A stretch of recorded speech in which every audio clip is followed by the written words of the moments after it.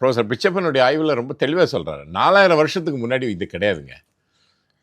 இந்த பிரச்சனையே கிடையாது. 2000 வருஷத்துக்கு பிறகு தான் ஜாதிகள் உருவாகுது. அது எப்படி உருவாகுது அப்படின்னா நில உடைமையினால் தான். Feudal system. இப்போ நில உடைமையில் வரும்பொழுது என்ன ஆகுதுன்னா, நிலங்களுக்கு அதுக்கு முன்னாடி அப்படி கிடையாது. இவன் பாட்டுக்கு யாரும் கல்யாணம் பண்ணிட்டு இப்படி போயிட்டே இருப்பாங்க. ஆனால் நில உடைமைகள் மக்கள் தொகை பெருக பெருக அந்த நிலத்து சொத்து, அந்த சொத்தை பிரித்து வச்சுக்கிறது, சொத்தை பாதுகாக்கணுங்கிற எண்ணம் வர ஆரம்பித்ததுக்கப்புறம் அவன் என்ன பண்ணுறான், அந்த சொத்தை பாதுகாக்கிறதுக்காக சொந்தத்திலேயே கல்யாணம் பண்ணுறான்.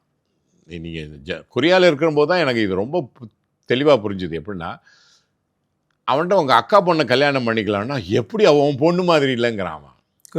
கொரியாவில் எங்களுக்கு 7 தலைமுறை இடைவெளி இருந்தால் தான் நாங்கள் பண்ணுவோங்கிறான்.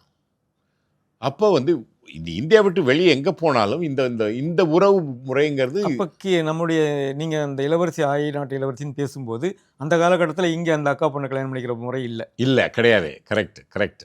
அதற்கு பின்னாடி தான் அந்த முறைகள் வருது. அப்போ அந்த முறைகள் வரும்பொழுது தான் இறுக்கமாகுது. அதாவது அகமன உறவுன்னு சொல்லுவாங்க இது. அப்போ அக்கா பண்ண பண்ணுறது, அத்தை பண்ண பண்ணிக்கிறது, சித்தப்பா பண்ண பண்ணிக்கிறது அப்படிங்கிற மாதிரி இந்த உறவுகள் வரும்பொழுது அந்த உறவை தக்க வைக்குவதற்கும் அந்த சொத்தை தக்க வைக்கிறதுக்கும் இவனுக்கு அந்த ஜாதி முக்கியமாகப்படுது.